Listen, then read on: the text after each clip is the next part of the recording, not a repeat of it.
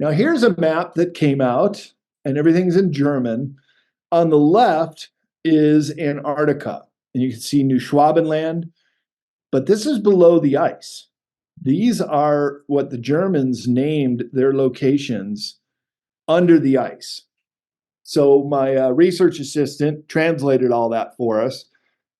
He says it's the map of inner Earth showing us on the left side the South Pole entrance. See on the very bottom there, where you can enter under the ice, which was that little knob on the first slide I showed you, approximately where that would be located. I'll show a Google map of this route here in a moment. And the right is the northern hemisphere. So this is what's below the North Pole, too. The Germans were going under there with their U-boats. This is just amazing. Hey, everybody, Rex Bear Leak Project. How the heck are you? A lot to talk about today. And as you can see right here, navigating under the frozen continent, notice how far out the sea ice extends in the winter. Brad has been researching Antarctica now for years. Excellent researcher. He also has a book publishing company. He does these really cool dance offs in San Francisco. I think it's called How Weird. 25 years worth of weirdness. But you're an eclectic guy, man, and I really like that. That's one thing I like about you, Brad. I've known you now. I think did we do our first interview all the way back in like Godlike production days? Or I mean, seems like I've known you now for about 10 years. Yeah, before I went to Antarctica, we met at the conference in Pine Top, Arizona. Right. Yeah. Oh, that's right. Okay. So the Disclosure Con, and then we met again at Contact in the desert. And so you go to Antarctica, you take a sailboat out there, get super sick on the way. So we have had an awesome response to the recent webinar that we did. We did it on Zoom just a couple weeks ago, had a lot of people show up, and we wanted to just do a quick follow-up on that. So folks, if you were one of the people that emailed me or sent me a text about the webinar, I've got Jay Matta with us from Gnostic TV, founder of Gnostic TV, and he's also a part of these projects. So if you are looking for a way to make more money, if you're looking for a way to be the change the world needs to see, look no further. Right on, brother. Thanks for having me back. So yeah, we had a great response to the people that came to the webinar that wanted to find out. And it really was a very, very, it was a place for you all. And thank you for those who attended, and thank you in advance for those of you who will be attending. And we hope, you all do. But it's a place for you to ask some very specific questions about, what do I do? How do I make this? What are the trends that are happening right now in the marketplace that you can be part of? Okay, because we get ahead of these trends pretty quickly, right? So what are the trends in the marketplace that you can be part of that can make you a lot of cash, make you, really kind of free up your life, and not do it in a get rich slow plan kind of method. We're going to do it again based on everybody's response to it. So we're going to offer another webinar for you. And in that webinar, you're going to learn about the techniques that Rex and I have done. It's like the ultimate store, everybody. I mean, if you can visualize you having a show, and out of that show could give you 3, 4, 5, 6, as many income streams as you want, without having all those equate to a job, because that show is like your mall. So it's a place where people come in to visit you and say, what are they talking about today? And at that time, you can start to talk about things which will teach you that exact model that we have used over all these years that allow us to keep communicating with you like this, because we get to do it based on our own schedule. So it's a great life to be in. It's a great lifestyle to have. So send me a text or give me a call, 970-616-5677. And you can also send me an email, leakproject@gmail.com, and take advantage of this free webinar. You'll be glad you did. Let's get back to the podcast right now. Hello. And I think you went out there with Emily Infinity, right? That's right. Yep. So cool, man. And so since then, there's been some, and I'm just going to touch on this, but there's a gentleman out there that thinks the whole world's against him, that talks a lot of crap about a lot of people, and then doesn't want you to say anything about him. It's amazing how that works. But he was throwing a stink about how I had this audio clip of a phone call that I had with Chief Robert Johnson. Now, Chief Robert Johnson went on Operation High Jump with Admiral Byrd. He also went to Antarctica a year after he got back. He went to Antarctica in a wooden sailboat in 1939, I think it was, with the Navy. He joined the Navy at 19. He passed at 102. I spoke with him a few months before he passed. And so I didn't release that footage for a couple of reasons. One, the audio was terrible, and I didn't get permission from him at the time. He is now passed, and I think that it's a great time to release this. I feel like the spirits are telling me to release it. Like he's like, yeah, you need to get this out there. So I did upload the audio file. It's on Patreon.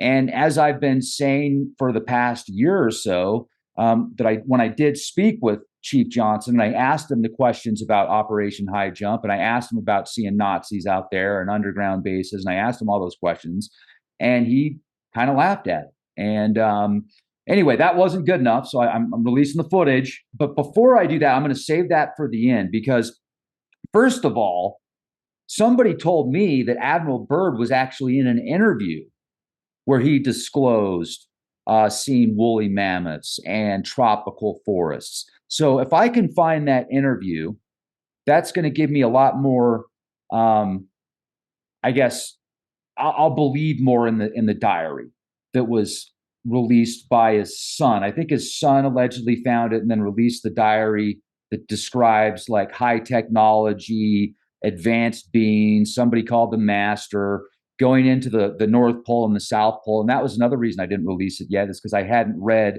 the diary, and I wanted to know the diary in full. And so I've gone through it several times, Brad. So I think I know it pretty well now. But I'm still kind of torn on the diary. I'm not saying I don't think it's not real and I don't think it's real. I'm kind of 50-50, because if we can find that interview, that alleged interview where Admiral Byrd did say that he saw those things or some of those things, then I'm going to be leaning more towards the diary could be real, or maybe it was fabricated a little bit, but it had some truth to it. But you actually went to Antarctica. So that's like a bonus, because most people haven't been there. And most people think you can't go there. They're like, no, you can't go to Antarctica. Yeah, you can. You just have to. So you go out there, you go to different bases, and you've kind of made it, I'm not going to say your life's purpose, but way up in your research echelon there. Like you want to know the truth. You're a researcher. So you're getting as much information as you can about different bases and possible underground bases and links to the Fourth Reich, possibly, and high technologies. So I applaud that about you. I think that's awesome. Some people that claim to be whistleblowers, that think they know everything, and they don't know squat. They don't even know about the diary, except for that it's out there. They haven't even read it yet. You know what I mean? So the alleged experts don't know what the hell they're talking about, and then they knock on everybody that actually is doing the research. But you're not a whistleblower. You're a researcher. That's it. So there's a difference there. Big difference. Anyway, I know that was a long intro, but you can fast forward it, folks, if you need to. Brad, it's really good to see you, man. Thanks for being a guest on Leak Project. I know you're taking time out of your busy schedule to spend it with us. Hey, Rex, it's always a pleasure to speak with you, and great to be on the Leak Project again. I mean, you are a researcher too. You're doing the dirty work down in the trenches, just like I am. And let's just be really clear on our terms. You and I are not making claims like this whistleblower dude who says that he was exposed to some documents that showed him that the neutrino ice cube down at South Pole, where he was stationed for a year, I met him and we actually got along pretty good. And I shared notes with him and pointed some things out in one of his maps, showed him a pyramid that was on one of his maps that he had never seen before. So he's not really clever in that way as far as digging deep here, which you are in Leak Project. And that's why I appreciate being on with you, because we are just trying to get down to the bottom of things. We just want the truth, nothing else. If it leads us down a dark path, which it sometimes does, then that's the way it goes. Or if it opens up new doors, like the Admiral Byrd diary, and I have not heard that he actually ever mentioned it. My impression was Admiral Byrd was under a strict gag order for the rest of his life. And he only spoke in very veiled terms about the land beyond the pole, whatever that means, in that Longinus watch interview in black and white shortly before he died. Did you see that interview? Did you see that? Oh, many times, but not the one where he mentions going down into the hole. So if you can come up with that, that would be a huge coup. Did he mention a woolly mammoth in that interview that you heard? No. Okay. He did. what was the most, would you say, profound thing that he did say in that interview? Well, he was talking to the interviewer about the next generation of explorers. And he said the North Pole was pretty well mapped out and there's not much there to see. But he recommended that the new generation of explorers go down to the South Pole, specifically, and these were his words, beyond the pole. Well, you can see on the picture here, South Pole is almost smack dab in the middle of the polar plateau there, the big white mass. Where's beyond the pole? In every direction, it is just 2 miles of ice flat in every direction, unless we consider that he was the first aviator, this is an absolute known historic fact, in 1929 to fly over the South Pole. And I'm going to show you in this presentation his route map, which happens to go exactly over where this giant hole is supposed to be. I've also, since we spoke last, got in touch with Linda Moulton Howe, who was also disparaged on that redacted interview, and you and myself and Dr. Michael Sala. And Linda and I have met each other at conferences many times, and she put me in touch with Brian S., one of her main whistleblowers, who actually had an eyewitness view of this hole in the ice. And I got a lot of good new data from him. He said there were not only snowmobile tracks leaving from South Pole in the no-fly zone, but also cat tracks like you would see at a ski resort. And there was a road that actually went down into it. So you could go down into it via land. He said for sure it was big enough to fly a plane into it, even a DC-10, a large jet, several miles across. And he saw it not once, but twice on the return from an emergency evacuation to the Davis base. So he had to fly directly over it. And I'm not even going to show that as important information, but we're not even going to talk about the hole in the ice in this presentation. Let's talk a little bit about what's below it, because this is equally fascinating and to me, a new research assistant has come forward, and we're communicating every single day and sharing information. And he came up with a bunch of maps from the Third Reich that show the entrance into the underground base, or bases, or entire world down there, Rex. Because as you know, in my presentation, I talk about how Antarctica is the most volcanically active continent in the world. When I wrote the script for this about 6 years ago, when I came back from my trip, and the sailboat went right from the southern tip of South America, you can see on the right, to the northern tip of the Palmer Peninsula. And when the sea ice is as heavy as it is in this picture, so this would have been maybe about a month or two ago when the sea ice extends way out. The season for traveling down there starts right now until early March.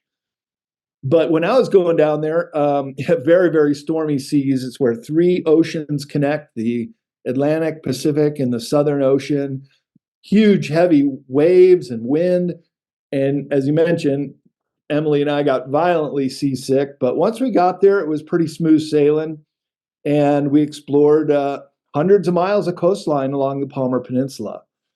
All the while, I'm asking these questions to everybody on the bases. We went to 6 different bases, as well as any of the sea captains that I encountered. And have you heard of anything like pyramids poking through? Have you heard of antediluvian civilization? Have you heard about this hole in the ice or massive craft under the ice? And routinely, the answer was no. But what I did find out, absolutely, is that there was this big no-fly zone on a quarter of the section extending out towards from the South Pole. So that's very interesting. Why would they need a no-fly zone? As you can see on this map, nowhere around is there going to be a continental flight crossing over the South Pole. So this heckler guy, his point of contention with me is that I keep talking about this hole in the ice. And he says, there is no evidence and no pictures of any of these whistleblowers. Well, if he did a little of his own digging, yeah, there are plenty of pictures of Brian S. on Linda's website and the interviews. And he has flown over 200 flights. saw the hole 2 times on the way in and the way out. And as soon as he got back, Rex, he was read the riot act, especially the pilot who made the decision to go over it for this emergency evacuation. And they were also chewed out when they got back to McMurdo. And it's known that the NSA has an unmarked building there. And I asked Brian about that. He didn't know which building it was, but also knew that there was NSA that operate on Antarctica continent. So what do they need to do? What's the National Security Agency doing there unless they have something to hide? And the NSA was set up originally right around the time of the CIA, late 1940s, to cover up and also to manage the narrative for UFO crash retrievals, collecting the debris and or dead bodies, live aliens as well. And they are specifically tasked to manage the entire rollout of anything extraterrestrial related. So why they're in North Pole or South Pole is a very good question, because we're being told there's nothing down there except a big frozen slab of ice. So I'll take you through this, but you have any questions about the continental landmass of Antarctica or the geography I'm showing you here? I wonder how easy it would be if, like, let's say that I was going to start an organization to collect data on everything. And I wonder if there's a place on the planet you could have a facility with certain technology to pick up that information the best, if that makes sense. Like all the data that's in the air, like you're capturing it somehow. Yeah. I don't know. That just came to my mind. But, and it's interesting because so the one guy that seems to just like think everybody has got this big conspiracy about Antarctica. I was the first person to interview that guy. And I interviewed him several times. And I thought we were pretty cool, actually. And I found out he was in Colorado. And so I was like, oh, okay, I want to meet him, like as a friend, as a person, as a human being. And I went out there and everything was great until I wouldn't like bus toss people by name. Like, I don't know what his vendetta is against certain people about Antarctica, but like he just started name dropping, and I'm like, okay, well, you can do it without, why don't you say it without saying their names? No, you're hiding information, Rex. No, you're hiding information. In my opinion, I think he literally, I don't know, dude, but it was just weird. He was like my best friend until I wouldn't upload exactly what he wanted me to and agree. And then he words things in a way that, like, if you don't agree with him, you sound like an idiot or you sound stupid or a liar, because he'll pre-phrase something that you almost have to agree with him, or else it sounds like you're against the truth.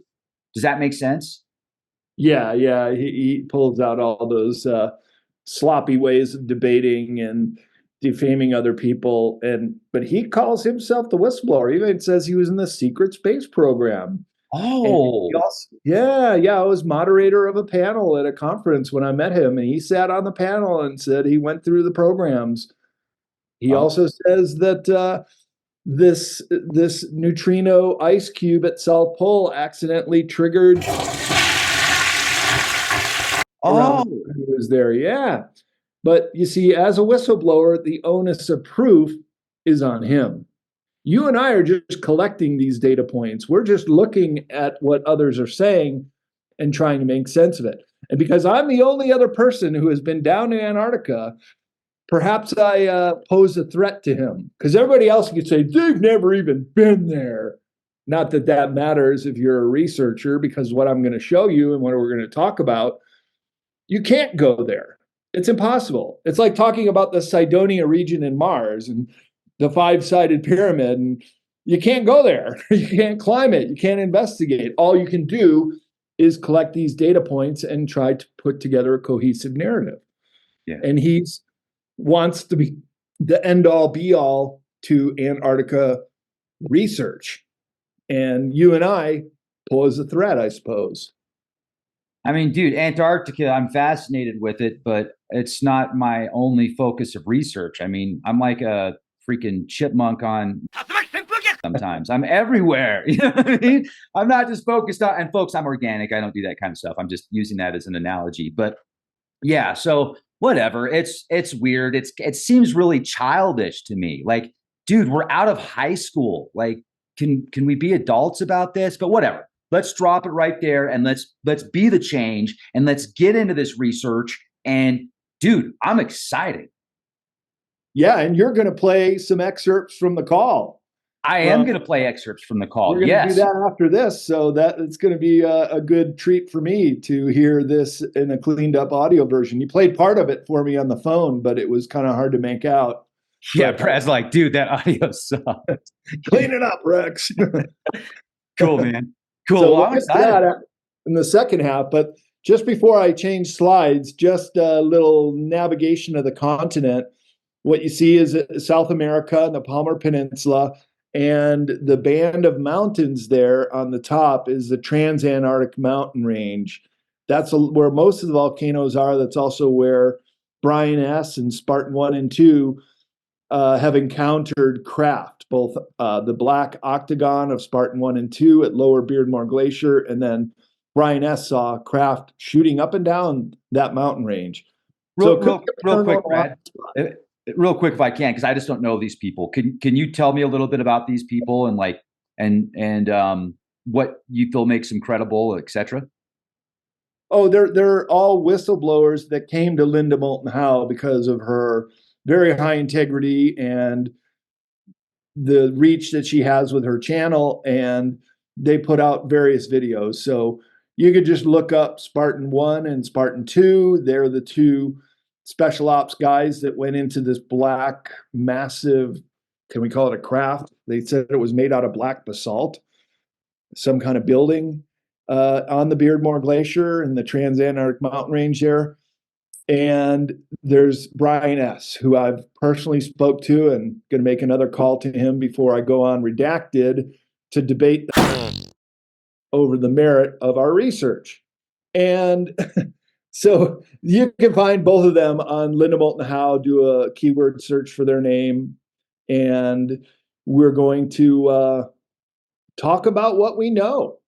And that's what researchers do. We find out what's factually correct with maps, with information, with testimony, and we weave this together. And sometimes if we find out something's fake or wrong, we admit it and say, okay, we're not going to use Corey Good's testimony anyways, because he's said he dreamed it and pretty much imagined it. So he says he's been to bases down in Antarctica too. It's a data point. I still consider it, but I need backing, right? So when you make these claims that the neutrino ice cube is triggering, how come you're the only one that's ever said that to this? How come America didn't get kicked out of the Antarctica Treaty from this information you're bringing forth, right?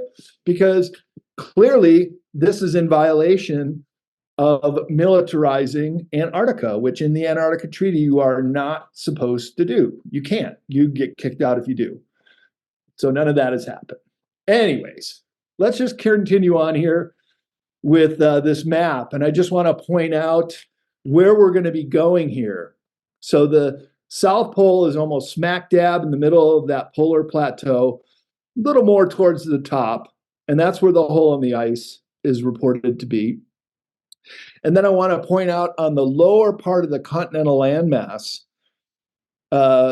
when the sea ice retreats, it retreats probably 9/10 of the distance. It's still out there, but you can go underneath it. And you see that little knob that sticks out on the bottom right portion? That whole area there, those mountains around it, is all New Schwabenland. That's the German claim in 1938-39. And this new research assistant I've been working with now for about a month has just been giving me incredible maps about how the U-boats went under the frozen continent. So let's get started. Buckle up, Buttercup. I gotta go back. It's the neutrino machine. It's messing with your Zoom, man. Damn it. Okay, cool. Boom, ladies and gentlemen, here we go. And we can go back and forth. All right, we're ready to rock. All right, so 1513 Piri Reis map. This is about 21 years before Columbus's first voyage. And look how the continent of South America is so well defined, and also what appears to be the islands under the Ross Ice Shelf, which I do another presentation about the maps of Antarctica. There are islands down there that have not yet been discovered. So in the source map, it says that these maps were copied and created from much older maps, some dating all the way back to the Library of Alexandria. So could it be that the earliest navigators charted Antarctica when it was free of ice and found these different island groups? Another very famous map is the Monte Urbano map. And so this is less than 100 years after Columbus's original voyage, who, by the way, went to his dying deathbed still thinking he found the islands off the subcontinent of India. And that's why we misappropriate the name Indians to our Native Americans, and why we call the islands in the Caribbean Sea the West Indies, where they're not at all. So here we get a pretty comprehensive map of the world, including all the way around the continent of Antarctica. And let me just point out that in two locations, you see an entrance going through the continental landmass. They're on the top left and the top right. And on the top left, you even got some land masses beyond the continental ice pole. So we could even consider that as being underneath the ice.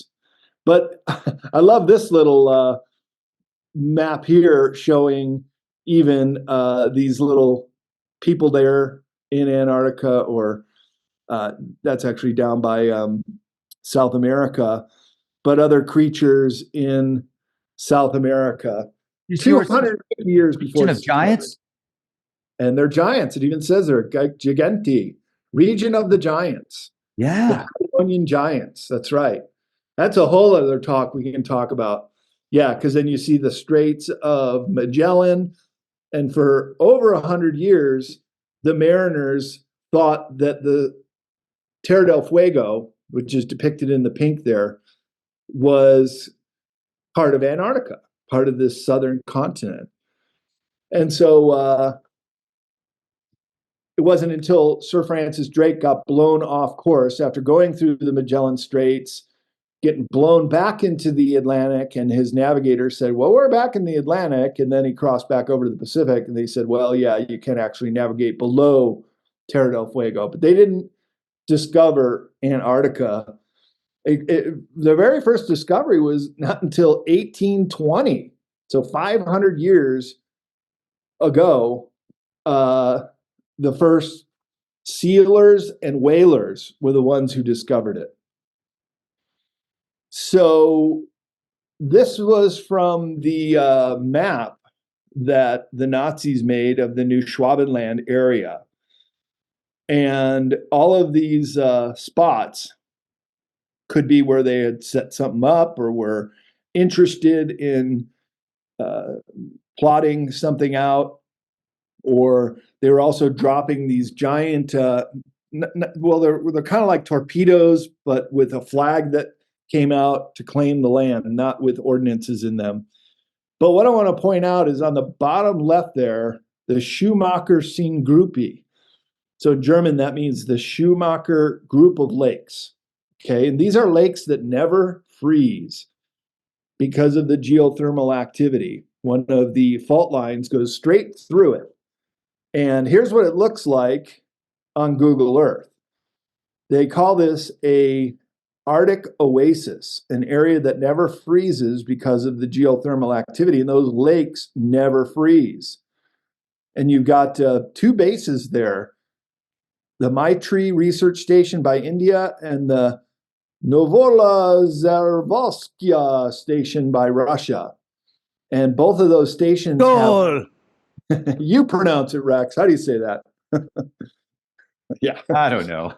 Both of those stations have long piers. If you zoom in on this, and anyone who wants to do a little homework, take a look at this area. It's really interesting because it was in this bigger lake where the navigator on the New Schwabenland expedition landed his seaplane, and the expedition group set off into those hills and presumably found an entrance to the base there. And I do believe they were told where to go. That's a whole other line of research and study, because they were gone for about a week. And if you go for a week in these very inclement conditions, you're risking your life. So they had somewhere to go, and they went there and then came back to the plane. And I think this is where the Nazis set up point 211, the base 211, around the Schumacher Hills there surrounding the ponds.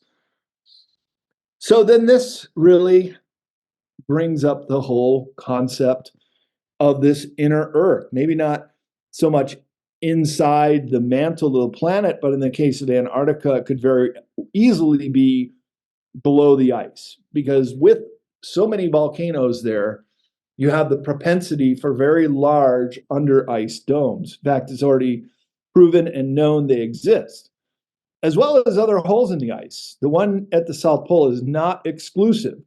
There are others that are absolutely ginormous, and some open and close as the seasons go. And they're also so big, you could also fly a plane into it. So let's just say that those expedition team found something under there, because they were gone for about a week. The Brits knew about it even before World War II started, and were spying on the Nazis. They had 2 bases set up on the Antarctic Peninsula, and I went and visited the 2 pictured here, and those are my shots from the trip. The top one is called Port Lockroy, and it is, both of them are still set up with all the equipment, all the provisions, the places where they slept, where they played cards in the day. And these are both located on the northern part of the Antarctic Peninsula you see there, also known as the Palmer Peninsula. And this is basically where we sailed to, that first group of islands on the very top. Then we came down to the Bransford Strait with those 2 larger islands on the top, closer to the continental landmass. And Port Lockroy is in that group of tiny little islands you see there between the bigger island and the continental landmass. And then we continued all the way down to Vernansky Base, which is around that hump below the bigger island, which is Anvers Island, where the Palmer U.S. base is located, and we went there too. All the way down, that largest island on the Palmer Peninsula is called Rothschild Island. And Dr. Michael Sala, when I asked all my contacts before the trip, what should I see on the Palmer? He goes, try to get to Rothschild Island, Brad. There's supposed to be a big HARP machine or weather control station there, and there's some evidence that there is. That's a story for another time. But just to give a little background, this British Operation Tambourine was specifically to spy on the Nazi activity. So they were there in the late 1930s when the Germans arrived too, and started following their operations. And these bases are still there today. Port Lockroy is a museum. You go through with tour guides. There's a couple of penguins walking around. And the lower one, which is an off building from Vernansky Base, it's unlocked. We had to take a walk across the snow for about a mile to get there, and got in. It was just like a journey back in time. Everything was still in place as it was. And wow, what a lonely existence it must have been being in that one too. So here's the Byrd flight. Those are some good photos, man. Oh, I got lots. Nice. Got them right on my phone too. Anytime people are saying, oh, Antarctica, it doesn't exist because it's a flat Earth and there's an ice wall. Like, you want me to show you pictures off my phone? I walked on terra firma. He's a fan. He made those up. Chat GPT made those photos for him. That's what it is. So the postage stamp on the left, you can see a couple of Byrd's expeditions, an incredible, not only navigator, but aviator.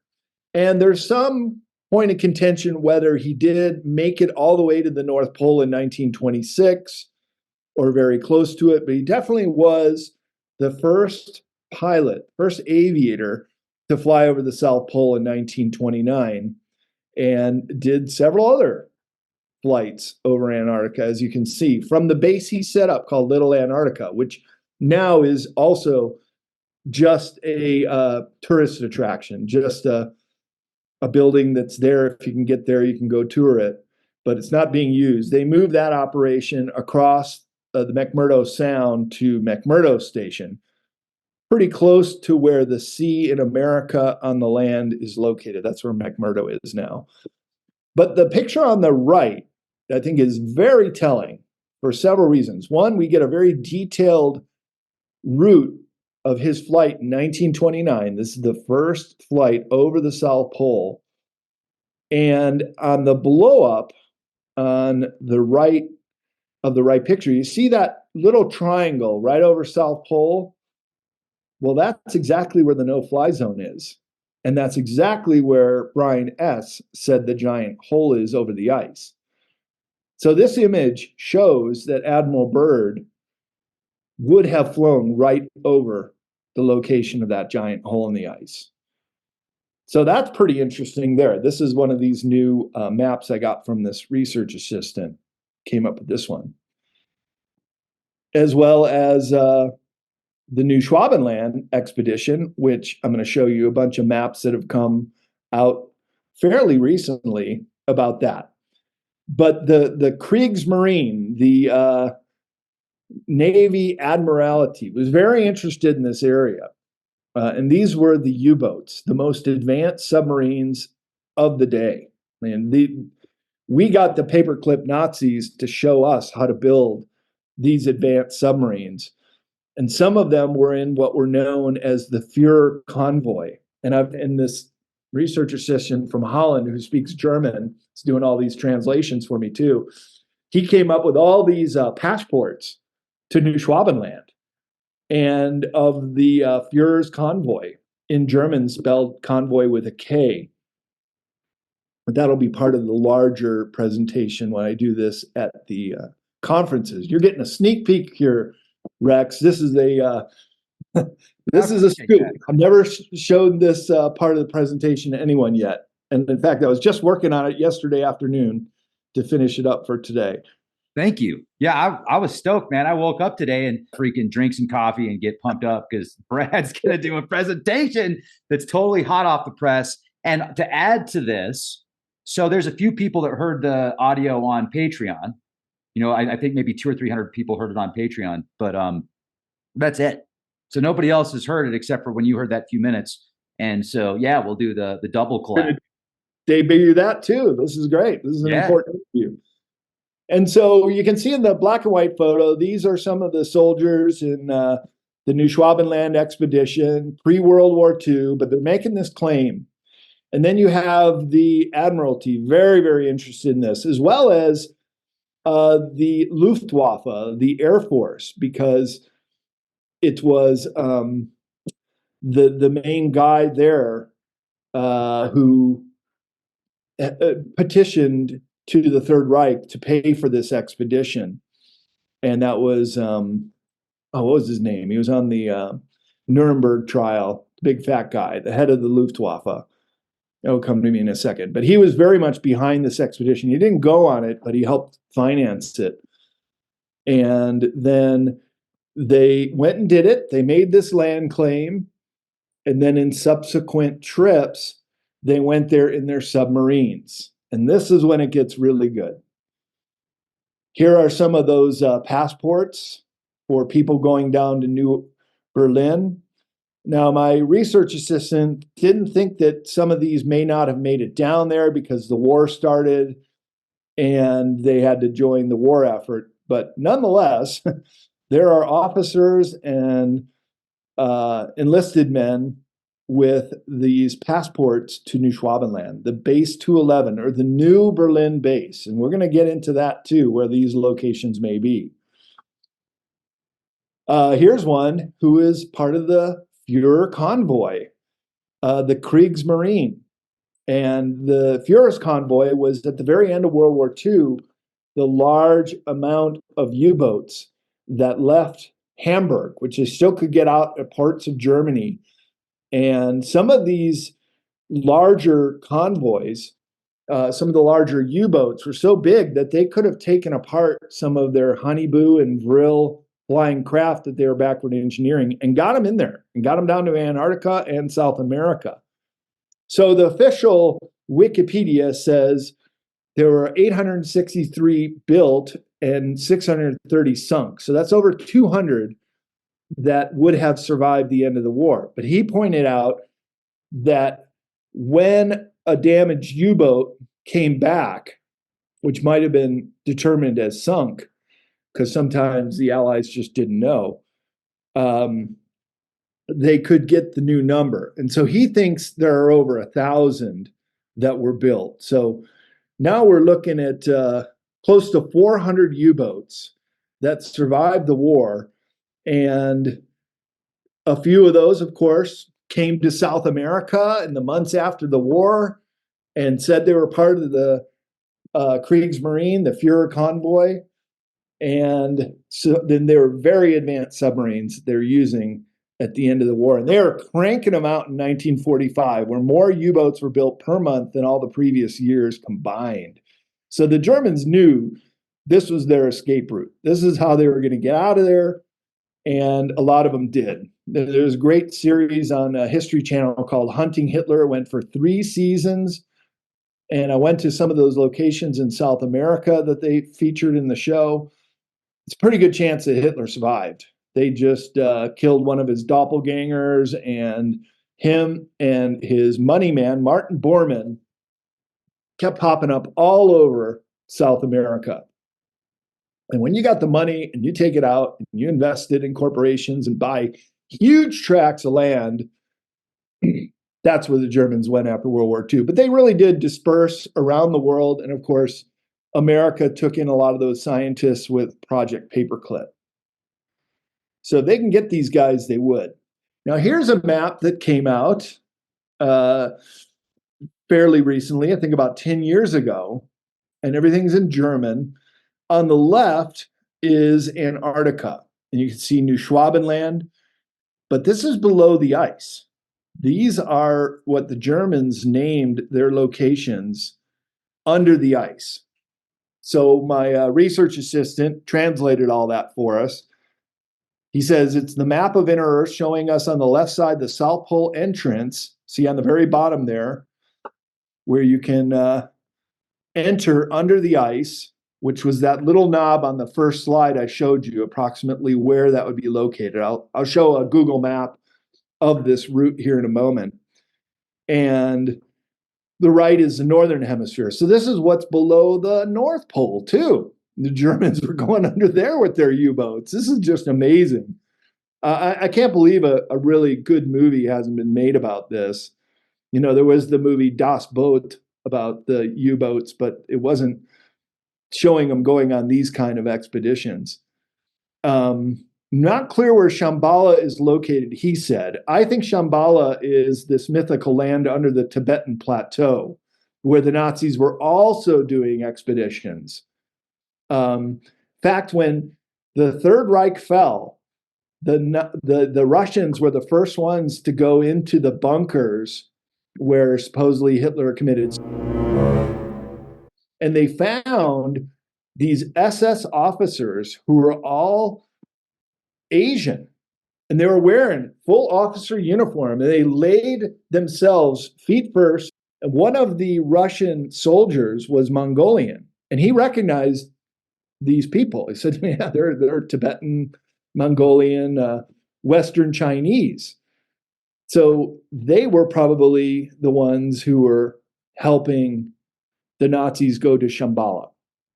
That's basically the best data points I can gather at this point on that. But on the left image, we can see the U-boat harbor. It's called a U-boat fulcrum of the German Navy is how it translates.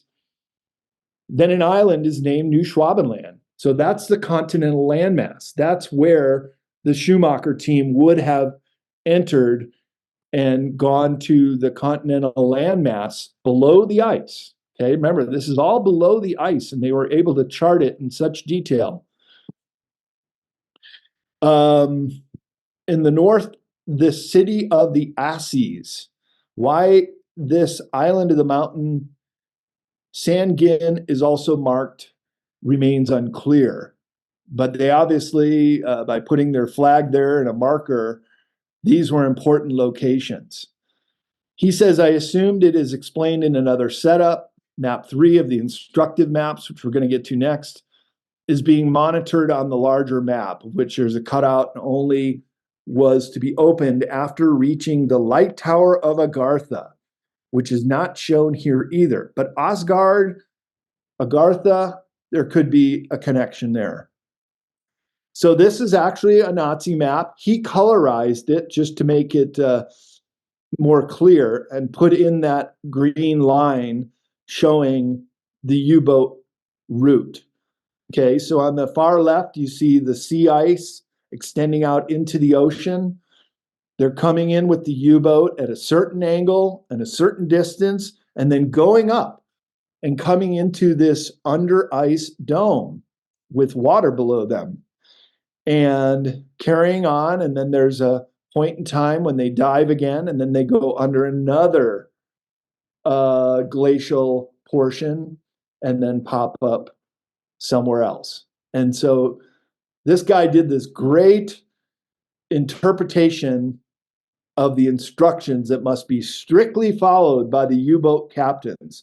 There's the original in German document that has come out in the last few years and his interpretation. So it's the diving point, you're going full speed, then you slow down, you go to a certain angle. I mean, they're like Germans, they're very exact in their determination of the angle has to be a certain degree. These instructions must be strictly followed, or you're going to have a bad accident and never come out alive.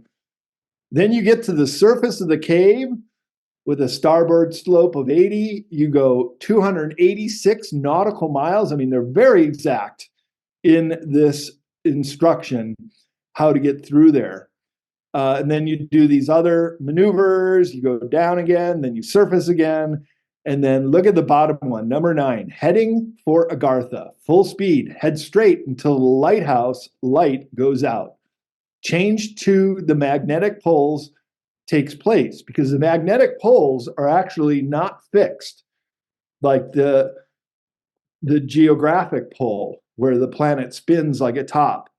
The magnetic poles are actually on the move right now, Rex. I talk about this in my other Antarctica presentation, including the North Pole, which had been fairly stable in the northern Hudson Bay, but is now racing across the Arctic Ocean towards Siberia, as the South Pole, South Magnetic Pole, is actually now off the continent.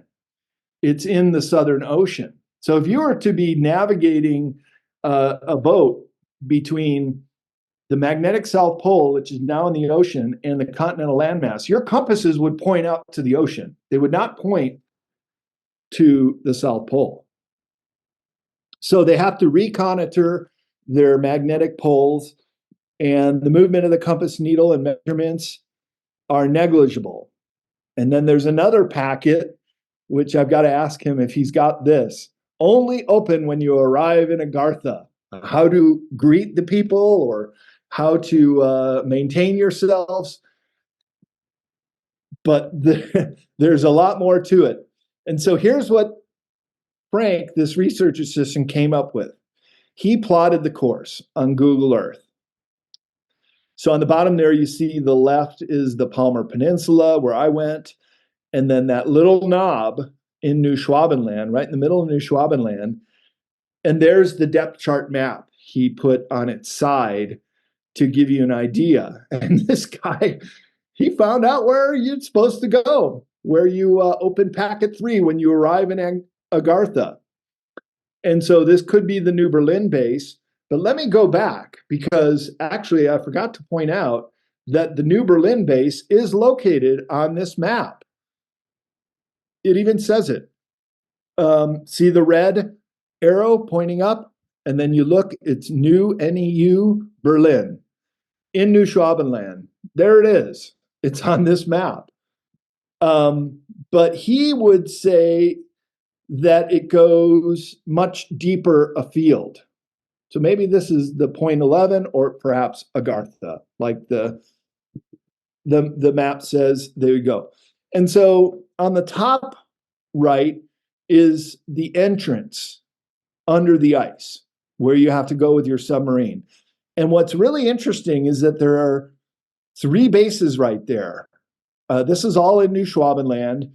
There's the Sani 4 base, which is run by South Africa, which was sympathetic to the Germans in World War II. It was their last supply depot before they would head across to the Southern Ocean to New Schwabenland.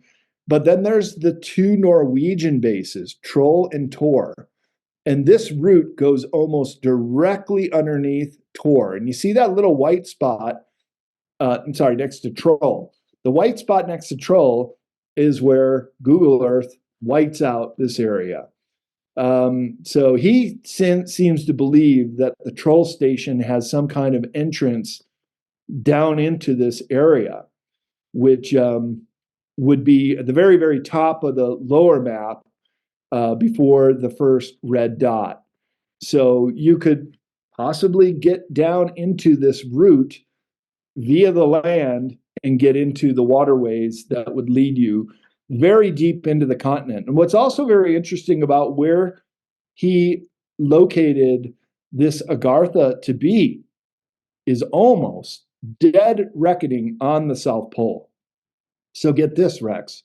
When Admiral Byrd flew down there, the second trip, and was escorted to the domain of the Ariani, that was this glimmering pastel city that he wrote about in his diary that was also from the South Pole. So now we have a connection here between Agartha and the domain of the Ariani, because these under ice chambers, some of them can be absolutely massive, miles and miles and miles across, enough for Admiral Byrd to be flying for many minutes before they put down at the domain. And by the way, he was escorted with 2 flugel rods, 2 UFO dish-shaped craft. And this guy, Frank, even has a good idea of what kind of craft those were.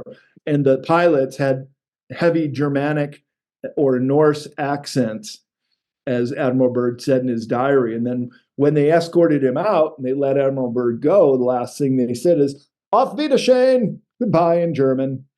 So a definite German connection going on down there, Rex. And now you have the U-boat route, in very exact terms, how they got to this location. And then you get this letter from Carl Unger, and Frank translated it for me. "Dear old comrade," this is in 1947, April 47, so almost 2 years after the war ended. "This message will be a surprise to you. The U-boat 209 has made it to the Earth, has made it. The Earth is hollow. Dr. Haushofer and Hess were right. The entire crew are doing well, but they cannot return. We are not prisoners. I am sure that this message will reach you. It is the last connection with the U-boat 209. We will, that is us, again meet, comrade.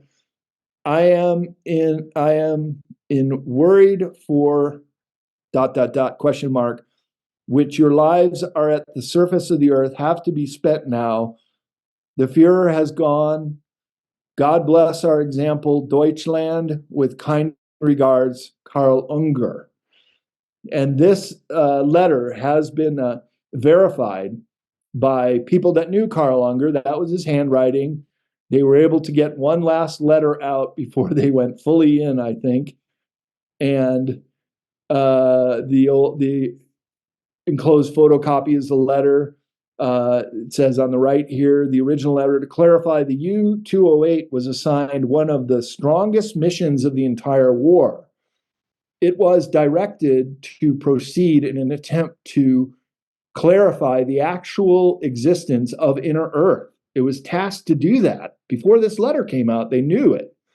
Furnished with charts and directions by Karl Haushofer, the U-209 was to proceed to a certain latitude and longitude, there to enter a giant undersea cavern with a current of about 6 knots, there to let the U-boats be carried downward and onward.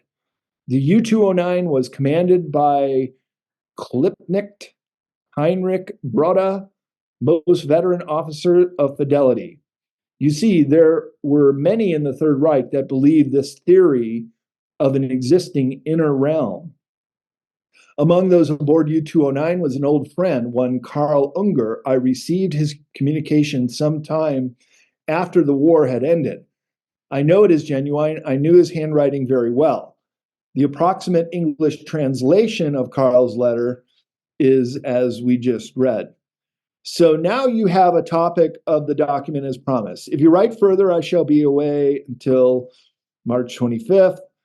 And then he writes, the confidential number furnished you must be used only for extremely important, nothing else.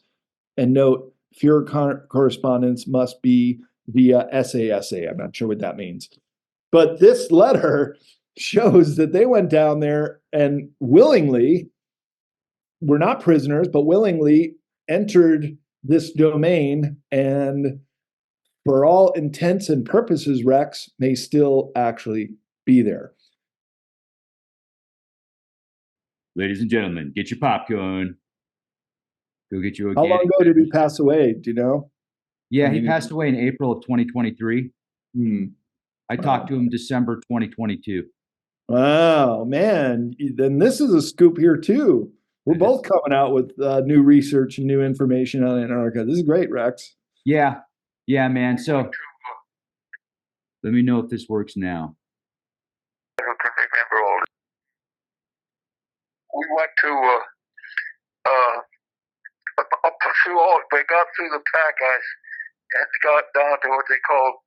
If I can remember all this stuff, into the very. Let's see it. Oh, for goodness sake! I'm trying to think. We got notice. Let's see. Take your time. It was at the foot, what they call the Ross Ice Shelf, the big area there, and the little bay there, the Bay of Whales, and then we got that in, and then we did a lot of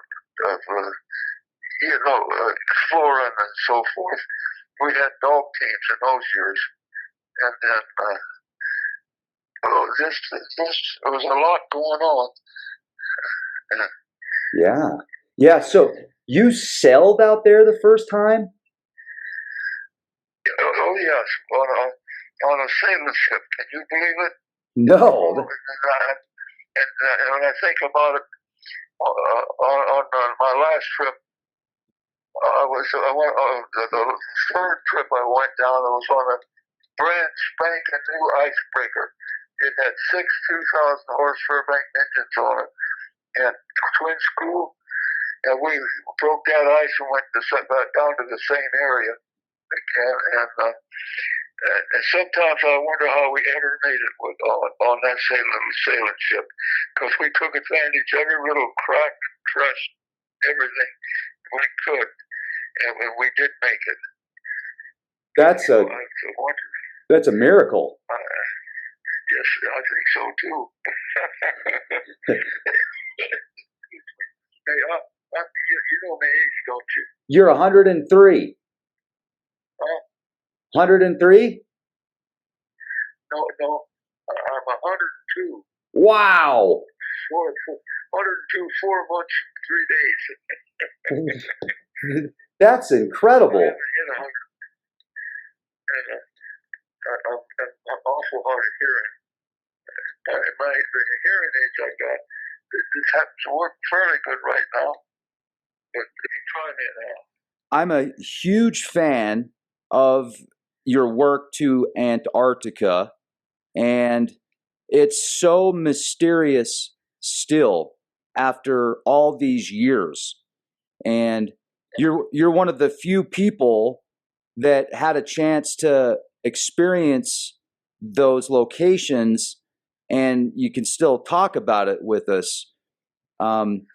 Some people, some people wonder if there's more in Antarctica than what we've been told, especially after reading through Admiral Byrd's diaries about all of the stuff that's out there. Is that true? Well, there was so much that we didn't even know.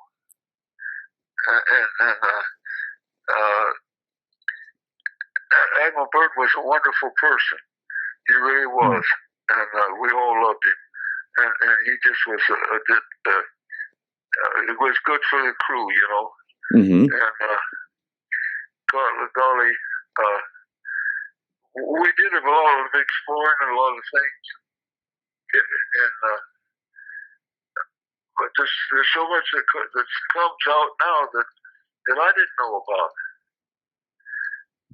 Like, when you went out there, is any of that, there's a lot of rumors about Project Operation High Jump. And did you guys find stuff out there that they made, like, that wasn't from us? Made stuff that was what? When you guys went on Operation High Jump, did you find advanced technologies out there? I can't say that we did. No, we did. We did what we had to do, and there was all the secret stuff. We didn't. If they had it, we didn't know about it. Okay. I know that we did a lot of, just everything we could write down practically about the Antarctic and depth of water and getting there and all kinds of things, temperatures and ice and but excuse me, but there's so much of it that nowadays they come up with all this secret stuff, and I didn't know about it. Did you read the journal that Admiral Byrd, his family, released years later on the internet or anything? Say that again, would you? Yeah. Admiral Byrd's family released a diary that he allegedly wrote talking about Antarctica that was describing like a tropical forest even out there. Did you hear about that, or did you see that? Nothing tropical I ever found out there. Yeah, that's what I thought. There's so many rumors about Operation High Jump, and I'm just trying to set the record straight. And something, I can understand what you're trying to say, and even though I was right there, all this stuff that they're coming up with now, and it's news to me about all this secret stuff and all that. We did what we had to do, and we didn't think much about anything secret or any other people. There was no other country around with their people and all kind of different things you hear now. But we were strictly just our people, you know, nobody else. So no Germans, no Nazis, no extraterrestrials. None that I ever saw. Wow. Have you read the stories online about that stuff? What hang on just a second. Yes. No, what's that little book we got here? It's got a lot of stuff written on it about the Antarctic. And, we got something here that gives a little information about some of that you're talking about. This is one of the coolest presentations I've heard on Antarctica in a long, long time, if not the coolest. And I want to thank you so much for watching this on YouTube. You can hear more of this exact presentation, the unfiltered, unedited version, over on Patreon. Become a Patreon. That definitely helps Leak Project grow. That helps me continue to pump out the content. And also, there's a lot of exclusive stuff you can hear on Patreon that you just can't hear anywhere else because of obvious reasons, because they love you so much. So check us out on Patreon, also Leak Project. Check out Brad's work on CCCPublishing, Beyond Esoteric. Brad has definitely been in the scene of the paranormal and unexplained now for years. So Brad, I want to thank you so much for giving me the opportunity to be the first with your new presentation on Antarctica. That was fabulous. And watch part 2, watch the full version on Patreon. Thank you so much for being awesome. Please hit the bell, share the podcast, leave a comment in the comment section. Be excellent to each other, and be the change you want to see.